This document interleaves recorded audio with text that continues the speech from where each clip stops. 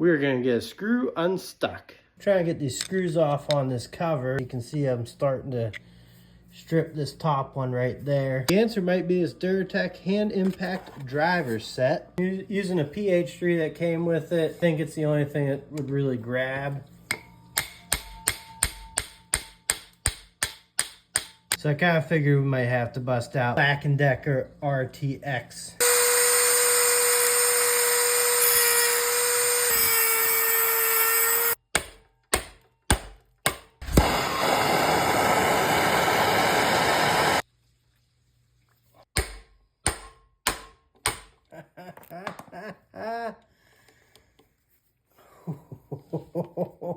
So yeah, you do that, all that, and not even sure about the heat. There we go.